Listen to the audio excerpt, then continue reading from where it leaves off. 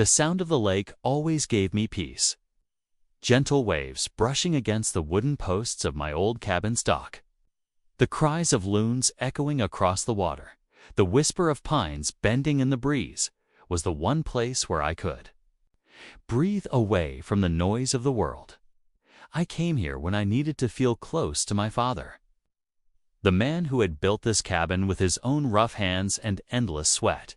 It wasn't just a building to me, it was a living memory of the man who taught me about honesty, dignity, and the value of land that could not be replaced.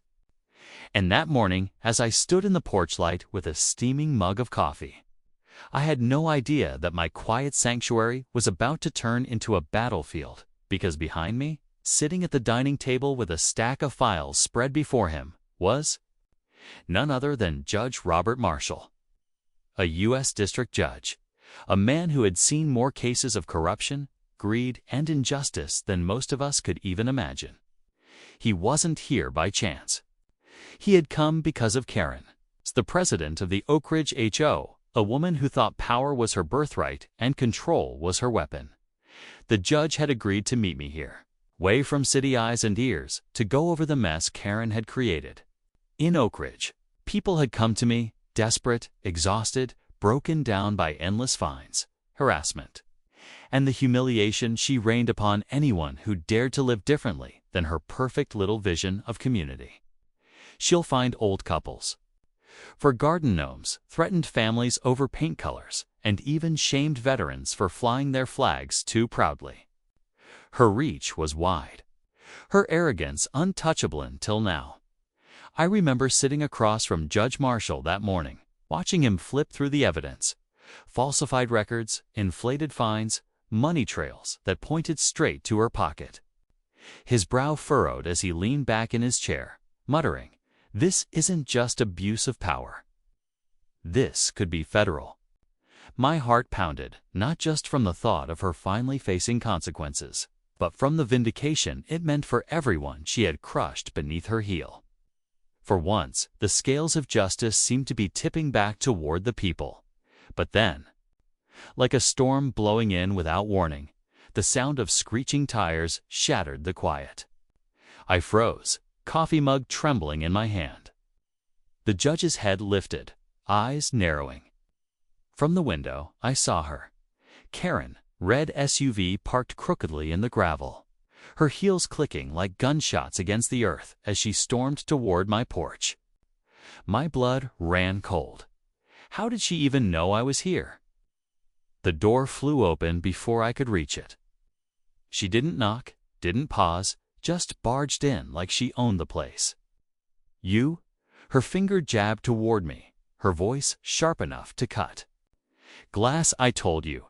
You have no right to stay here. This cabin violates HOA regulations, and you've been ignoring every notice I sent." I was too stunned to speak at first, but before I could gather words, the judge slowly rose from his seat. Karen's rant faltered as her eyes landed on him, confusion replacing her fury. "And who the hell are you?" she demanded. Judge Marshall's gaze was steady, calm. But there was a weight in his presence that made even Karen shift uncomfortably. "I'm someone you should be very careful with, ma'am," he said evenly, "especially when storming into private property uninvited." But Karen wasn't one to back down, not even in the face of authority she didn't yet recognize. Her eyes flashed as she scoffed. "Private property? This dump doesn't even belong here. I told the board I'd handle this personally, and now I see you're hiding accomplices. Who are you to scheming with?" Her words were a slap, not to me, but to the memory of my father. This wasn't just a dump. This cabin was the heart of my family, the place where we had mourned losses, celebrated victories, and stitched our lives back together after every storm. My voice shook when I finally spoke. "This is my land, Karen. It always has been. You don't get to walk in here and erase that." For a moment, silence filled the room, the kind that makes your skin prickle. Then Karen laughs, shrill, dismissive, cruel. "Your land. Don't make me laugh. The HOA has full jurisdiction over this lake.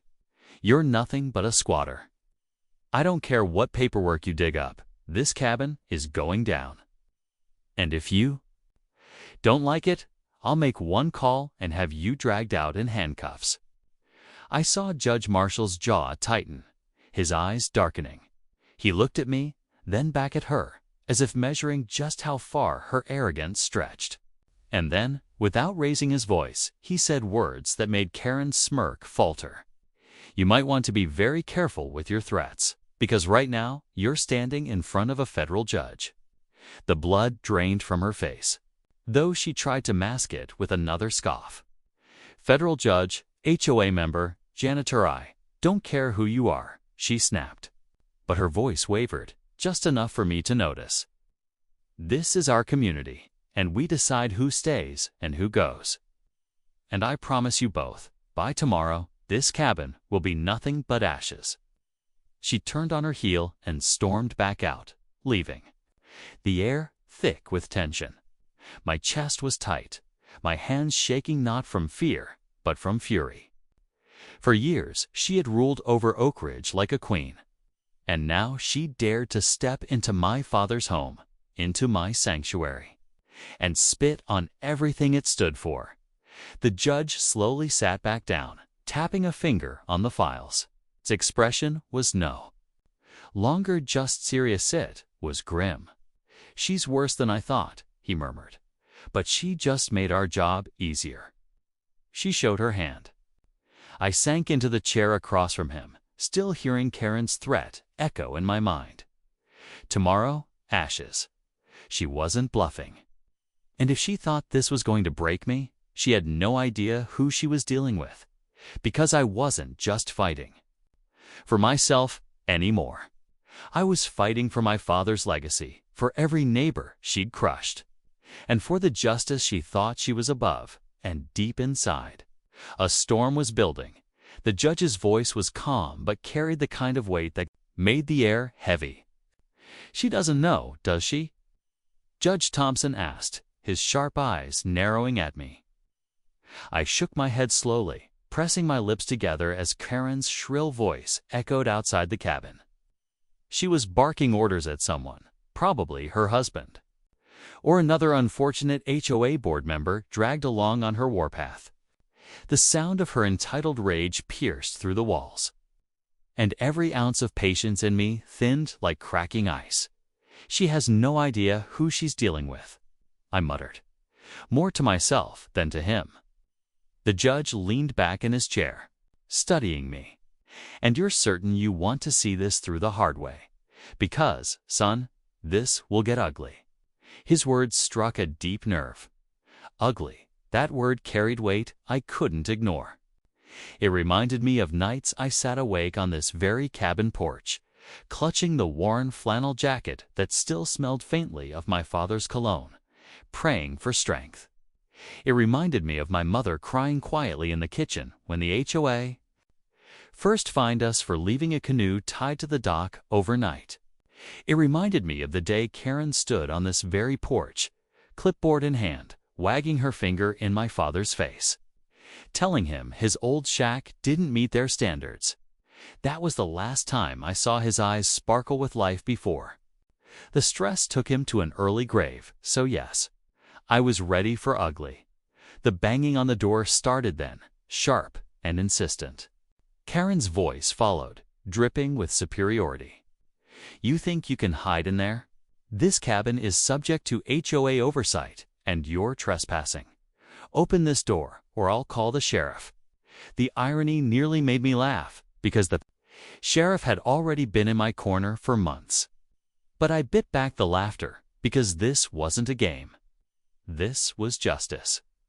Judge Thompson didn't flinch at her voice. He tapped the folder on the table between us. "Everything we need is right here."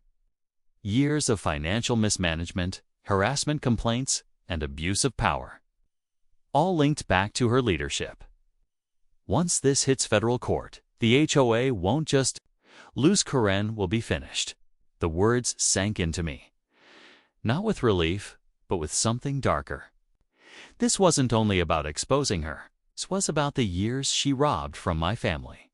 The nights of humiliation, the constant harassment, the fines that piled up until we nearly lost everything. It wasn't just a legal matter. It was personal. The door suddenly flew open. Karen stormed inside, her heels clicking against the wood floor as if she owned the place. Her hair was pulled back so tightly it looked like it hurt, and her lipstick was the kind of red that bled arrogance. She stopped cold when her eyes landed on the judge. "What? What is this?" she stammered, her voice faltering for just a moment before the mask slipped back on. She straightened her back, puffed out her chest, and snapped, "You can't hold secret meetings here. This is private property under the HOA's jurisdiction, and I demand you leave immediately." The judge raised a single brow, the kind of expression that could wither a grown man in his seat. "Private property," he repeated slowly, his voice carrying a steel edge. "Ma'am, do you know who you're speaking to?" Karen blinked, thrown off. Her eyes darted between us, trying to calculate her next move. I don't care who you are. This cabin falls under the HOA's bylaws, and if this man refuses to vacate, I'll ensure he's fined, evicted, and banned from the community altogether. She spat the words like venom, but her eyes never stopped flicking nervously toward the folder on the table. I finally stood, my hands steady despite the storm of emotions boiling inside me. I looked her dead in the eye and let silence linger, long enough to see the flicker of doubt creep into her face. Then I said, "This isn't your jurisdiction." "Karen, not anymore." Her nostrils flared. "Excuse me?" Judge Thompson leaned forward, his voice calm but slicing. "You're standing in front of the U.S. District Judge, and you're making demands you have no authority to make. You may want to watch your words." For the first time in years, I saw fear flashing in her eyes. Not much, just a flicker, but enough to remind me that even the loudest bullies crumble when their power is challenged. She turned her glare back to me, masking it with defiance. "This doesn't change anything. You'll regret this. The HOA is untouchable. Untouchable." I repeated, stepping closer, lowering my voice so only she could hear. "You've pushed my family, harassed us, and mocked us for years. You've buried my father under your fines and threats.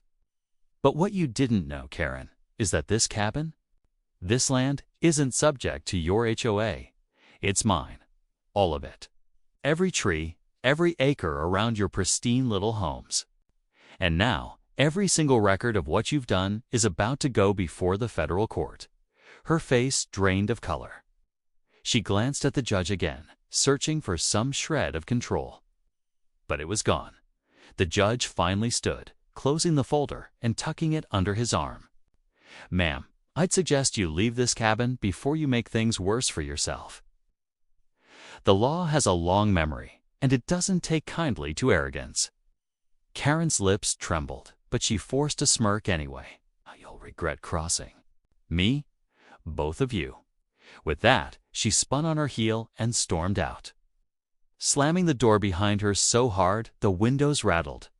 The silence left behind was deafening. I dropped back into my chair, my hands shaking now that the storm had passed. Judge Thompson placed a hand on my shoulder.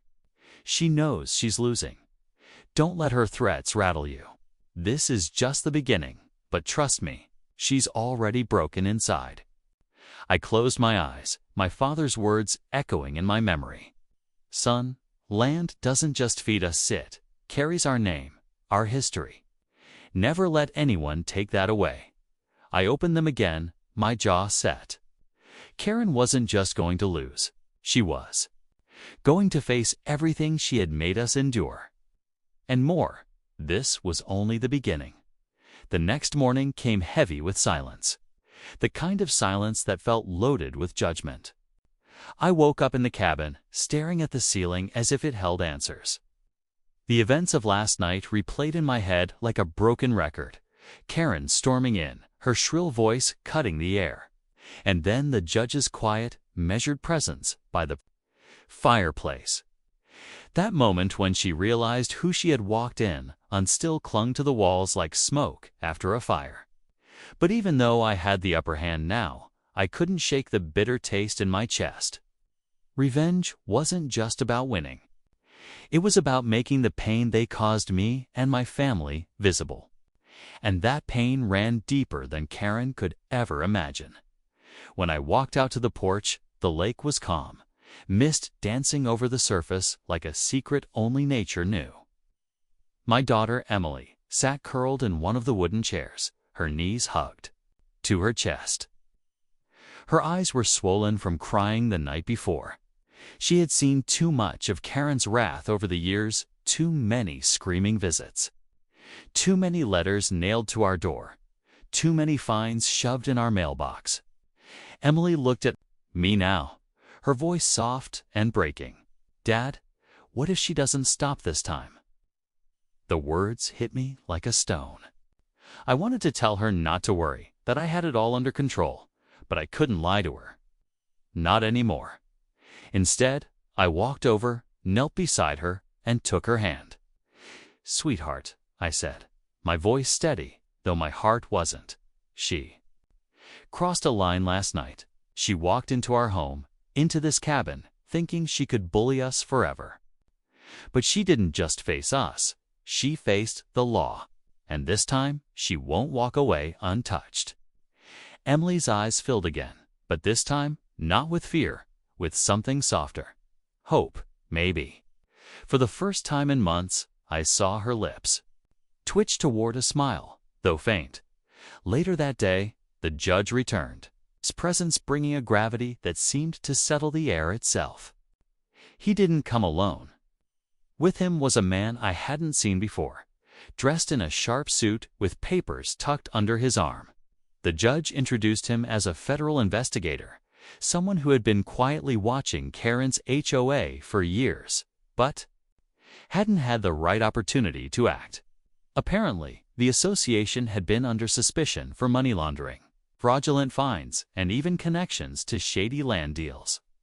"Your encounter last night," the judge explained, "was the spark we needed to bring all of this into the light."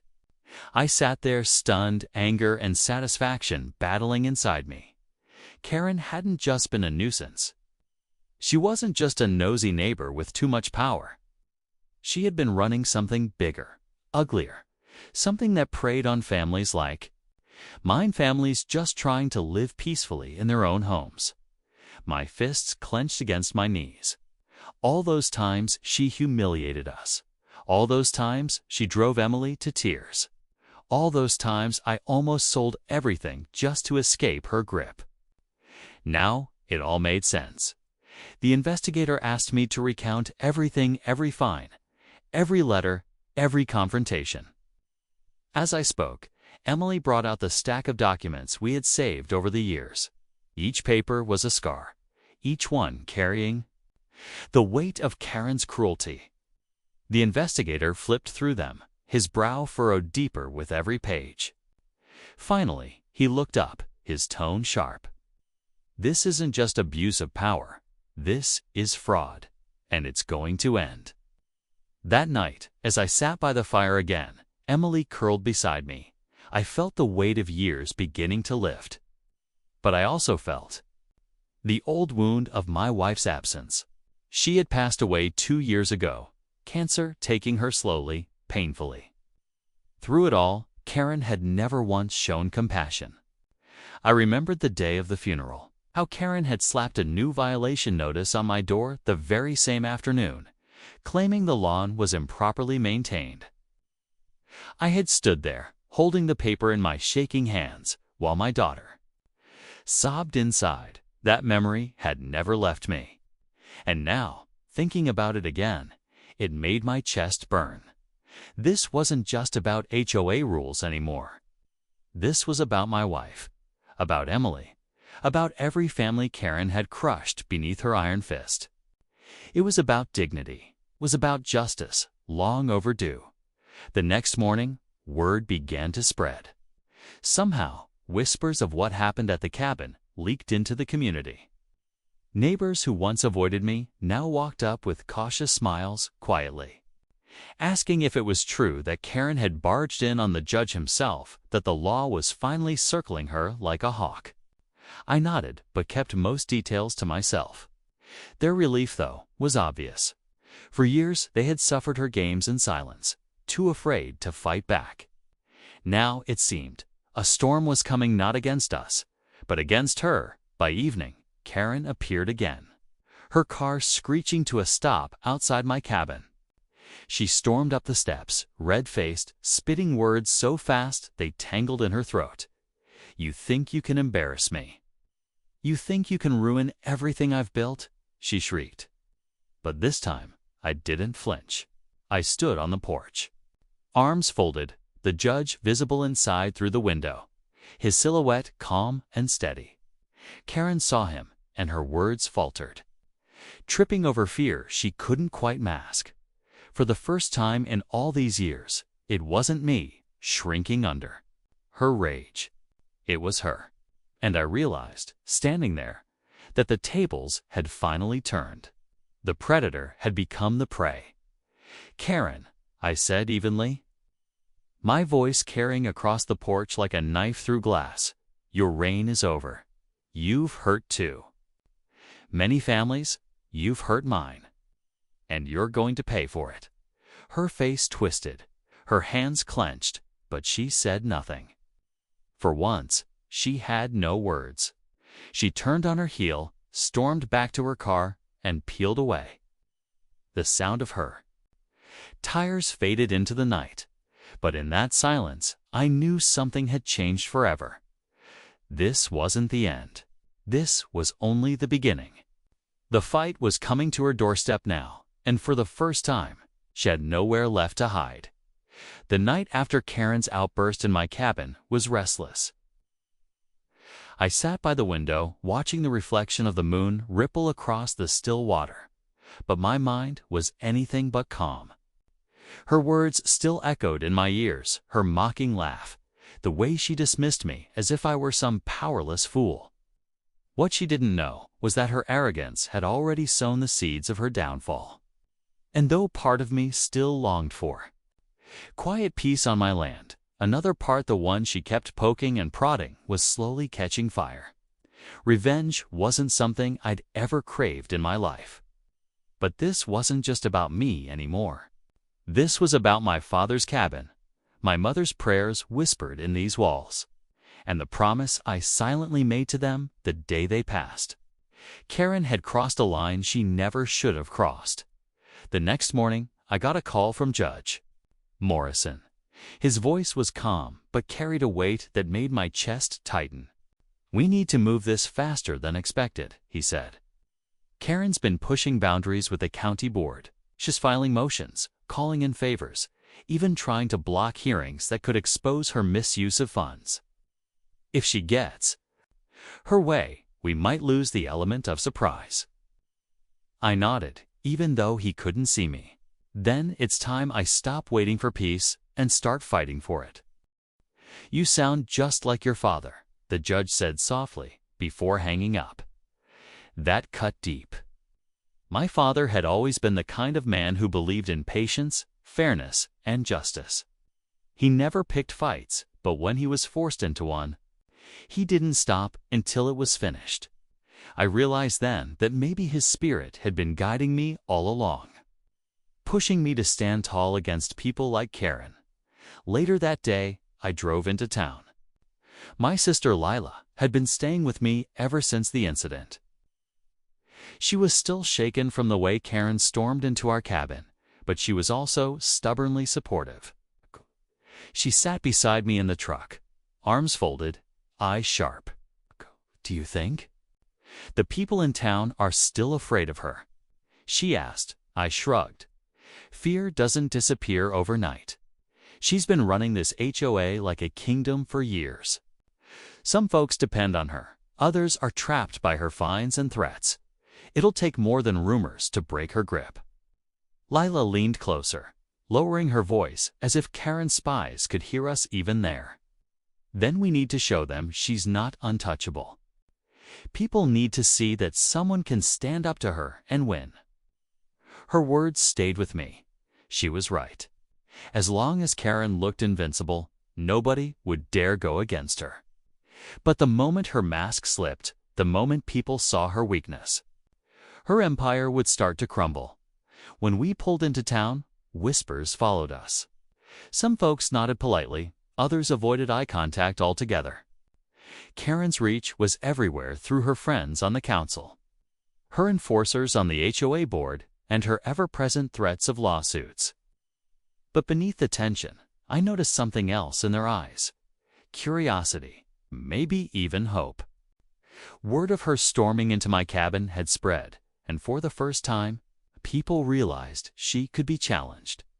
That afternoon, I met Judge Morrison again. This time, in his chambers. He laid out the evidence they had so far mismanaged HOA funds. Questionable contracts, unapproved fines pocketed as administrative fees. The pile of papers was thick, but it still wasn't enough. We needed something undeniable. Something that would burn through every excuse she could make. "There's one account we haven't cracked yet," Morrison admitted, tapping the top folder. "If we can tie her to the offshore transfers, the whole case collapses on her." "How? Do we get it?" I asked. He hesitated. "Legally, it's tricky. But Karen isn't careful when she's angry. You've already seen how reckless she gets when she feels threatened. If she slips up, a plan started forming in my mind. It was risky, but then again, everything about Karen was risky. If I could push her far enough, she'd reveal her true face not just to me, but to everyone. That evening, Karen made the mistake of showing up at the local diner while I was there with Lila. The place went quiet the moment she walked in, her heels clicking against the old wooden floor. She smirked when she saw me. "Well, well." "The squatter himself," she said loudly enough for the whole diner to hear. "I hope you're enjoying your little fantasy of owning this county, 'cause once I'm through with you, you won't even own the boots you're wearing." I stayed calm, even though my blood boiled. "Funny," I replied, keeping my voice steady. "Because from where I'm sitting, it looks like your world's starting to shake. Maybe people are finally seeing the truth." Her eyes narrowed, and for a flicker of a second, I saw it fear. She masked it quickly with a laugh, but I caught it. And so did half the diner. "You don't scare me," she hissed as she leaned closer to my booth. "But I promise you this you'll regret ever crossing me." I didn't respond. I just let the silence hang there, heavy and sharp. When she stormed out, the whispers began again, only louder this time. People had seen her rattle. Later that night, Lila touched my arm as we walked back into the cabin. "You did it," she said softly. "You showed them. She's not untouchable anymore." But deep down, I knew this was just the beginning. Karen wasn't the type to back down quietly. She'd come harder, louder, and more vicious than ever. And if I was going to win, I had to be ready for the storm she was about to bring. As I sat by the lake again, the reflection of the moon seemed sharper, almost like a blade. I thought of my father, my mother, the legacy of this cabin, and all. The people Karen had hurt. My chest ached with grief, but it also burned with purpose. I whispered into the night, more to myself than to anyone else, "This ends with me. She won't take one more soul, one more dollar, one more piece of peace from this county. Not while I'm here." And as the wind picked up across the lake, I couldn't help but feel that the fight had finally begun in earnest. The storm outside had died down by the time I sat in my cabin, staring into the fire that cracked in the hearth. But inside me, the storm hadn't gone anywhere. Every word Karen had spat at me, every sneer, every threat, all echoed in my mind like poison. She had barged into my cabin, tried to humiliate me in front of Judge Harlan, and acted like she owned the world. But what she didn't realize was that she had already pushed me too far. And when someone has nothing left to lose, That's when they're most dangerous. I wasn't just going to fight her. I was going to take everything from her, just like she had tried to do to me. The judge had left earlier, shaking his head at her antics. But before he walked out, he gave me a look I couldn't forget, a look that said, "I see everything. Don't worry, her time will come."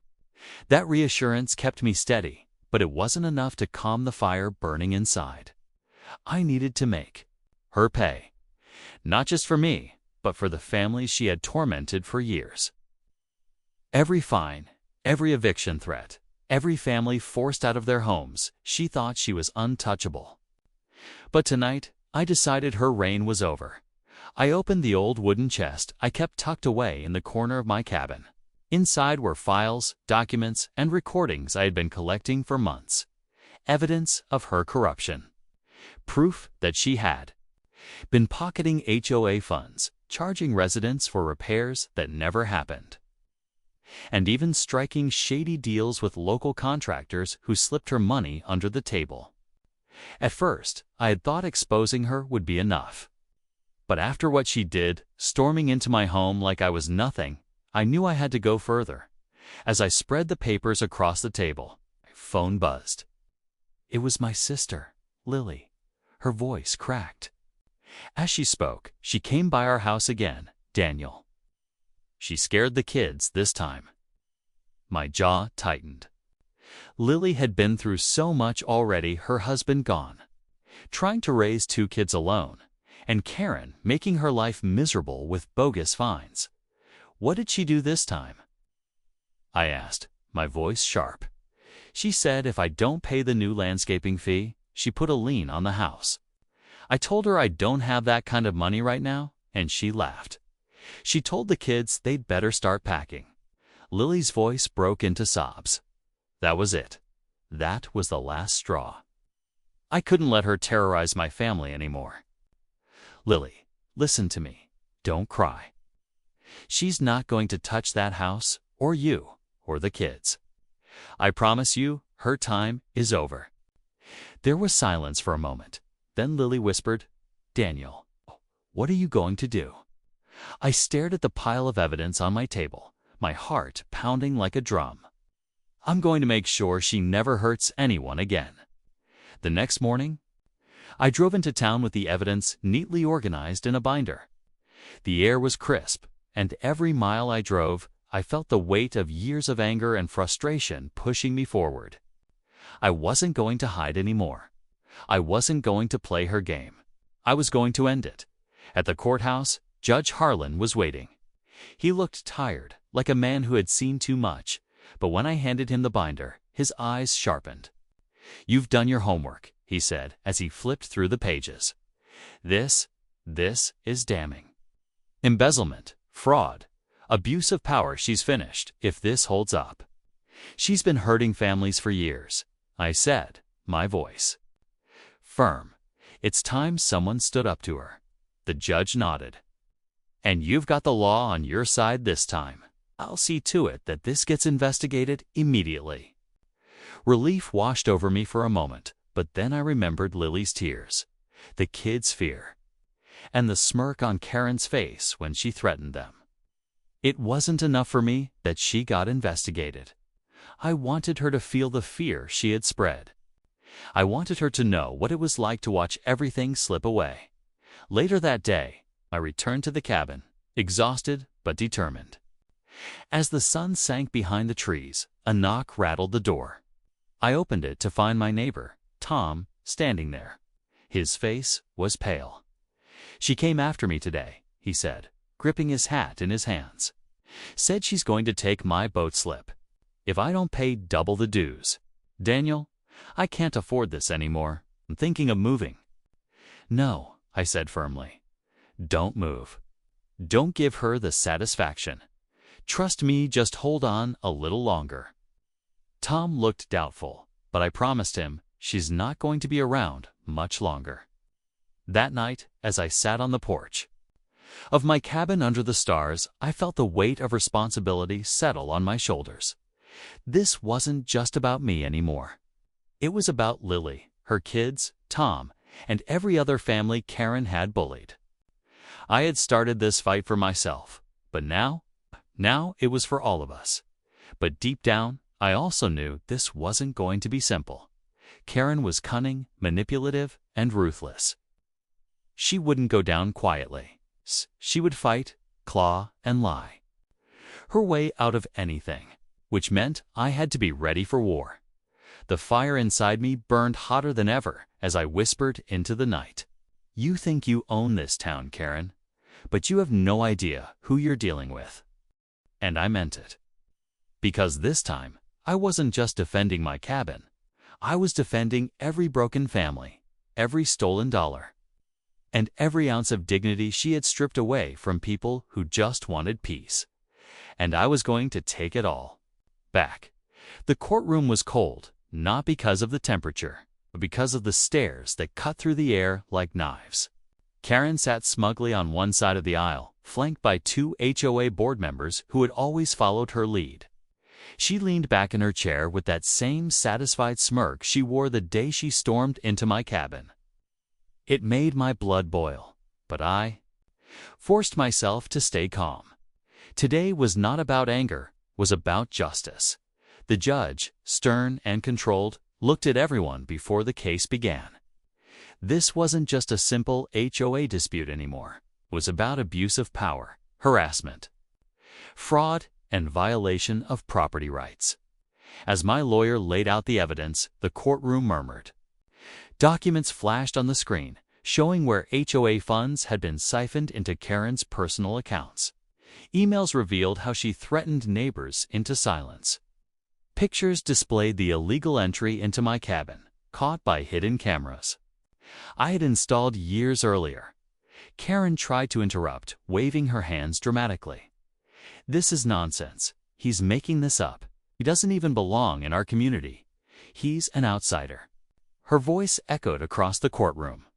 But the judge raised a hand. Sit down, Mrs. Carter. You will have your turn. That silence after his words was sweeter than honey. For the first time, Karen wasn't in control. She sat back, fuming, her face red with embarrassment. My lawyer continued, explaining the harm she caused not just to me, but to every family she bullied. Elderly neighbors who paid unfair fines, young couples who had their dreams crushed, children who were told they couldn't even play in their own yards because of her rules. My heart ached as one neighbor after another took the stand. A trembling old man explained how Karen fined him for leaving his trash cans out a few minutes late, nearly costing him his pension check. A young mother cried as she told the judge how Karen screamed at her son for riding his bicycle on the sidewalk. Each story was a dagger aimed directly at Karen's throne of control. I sat there listening, feeling a strange mix of pain and pride. Pain for what everyone endured, but pride that we finally had the courage to speak against her. This wasn't just my fight anymore. It was everyone's. Karen's lawyer tried to defend her, painting her as a dedicated community leader who only enforced the rules for the safety and order of the neighborhood. But the judge wasn't buying it. Evidence outweighed excuses. When Karen finally took the stand, she was furious. She pointed at me like I was the villain. He's manipulating everyone. He's doing this because he hates me. He wants to destroy me. I stayed silent, letting her words dig her grave. The judge leaned forward, staring at her. Mrs. Carter, what I see is a pattern of harassment, intimidation, and misuse of authority. Do you have any proof that contradicts the evidence against you? Karen stuttered, grasping at excuses. They misunderstood me. They're exaggerating.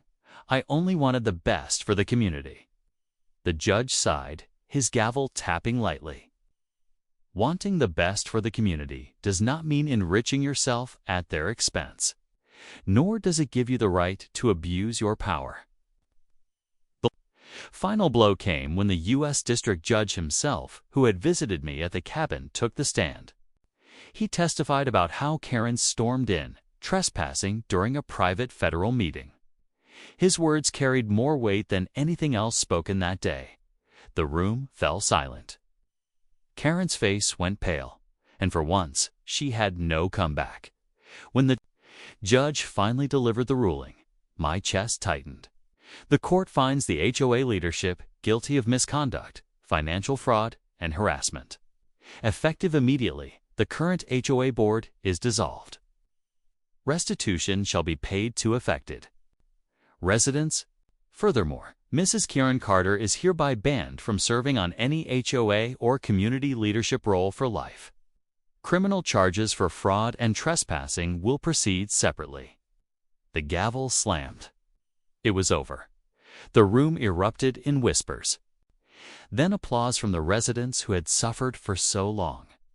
Tears filled my eyes as I looked around. Neighbors hugged one another, relief washing over them.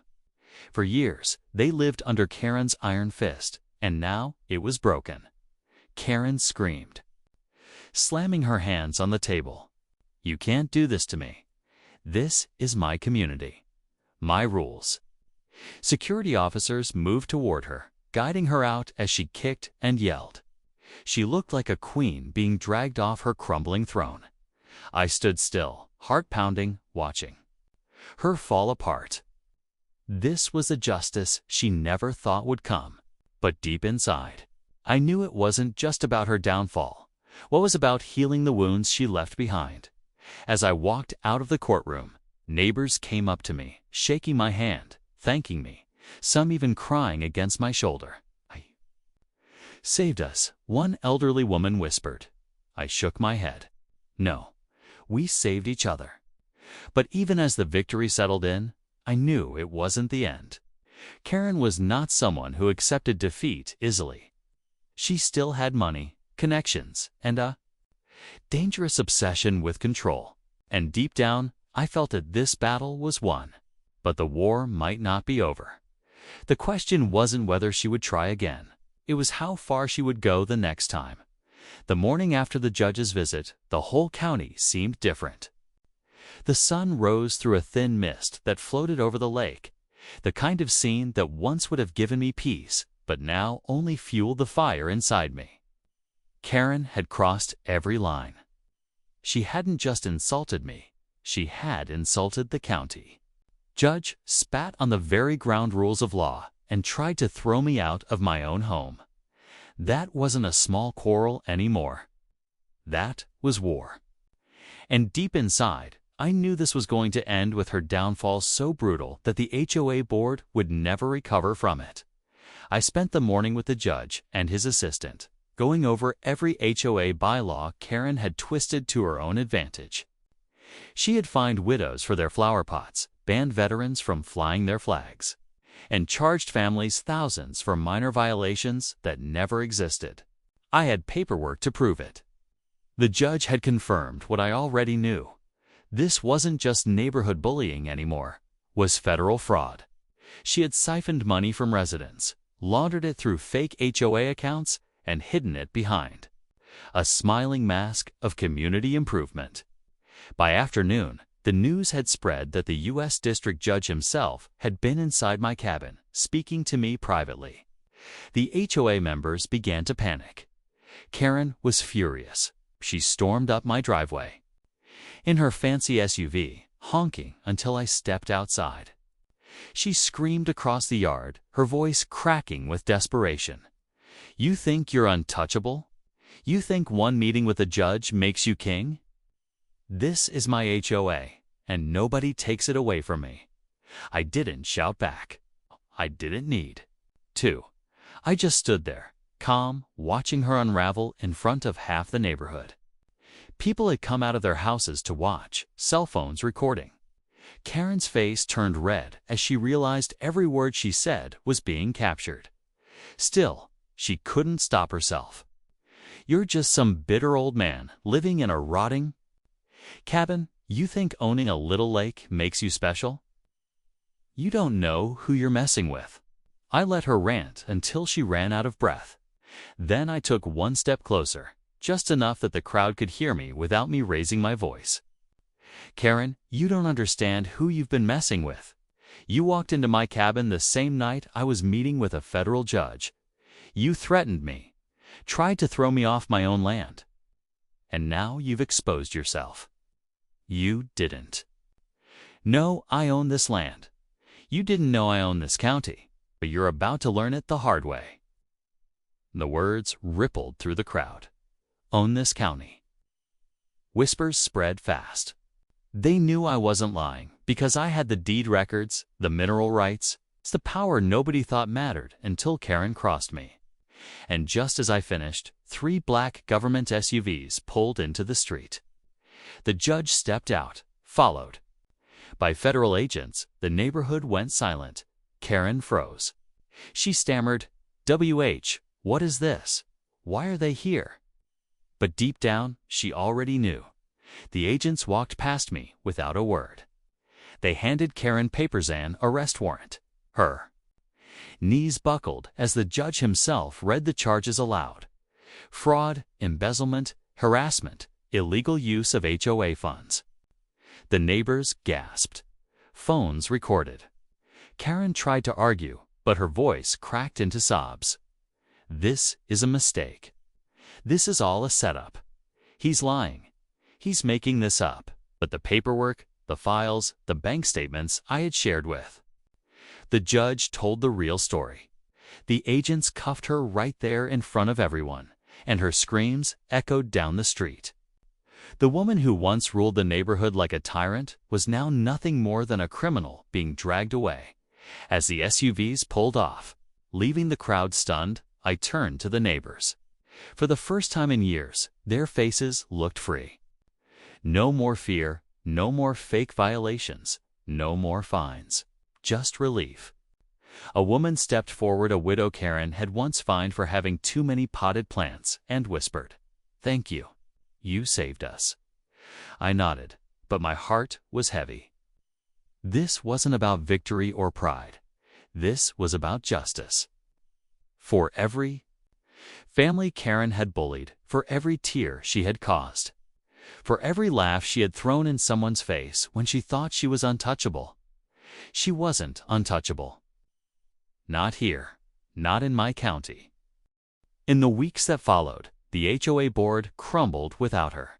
Investigations uncovered more corruption, and several of Karen's closest allies were removed. The community voted to dissolve the HOA entirely. The residents took back their freedom. Kids played in yards again. Flags flew high. Gardens blossomed without fines. The neighborhood finally breathed. And me. I sat on my cabin porch, watching the lake glisten under the morning sun. For the first time in years, I felt peace. Not because I had destroyed someone, but because I had restored balance. I didn't go looking for revenge. Revenge found me when Karen stormed into my life. But in the end, justice was bigger than revenge. Justice was healing. One evening, as the sun dipped low and the sky turned golden, the judge visited again. He placed a hand on my shoulder and said quietly, "You didn't just protect your land, you protected these people. Don't ever forget that." I looked across the water, my cabin standing strong, the county finally free. And for the first time, in a long time, I allowed myself to smile, because the fight was over, and I had won.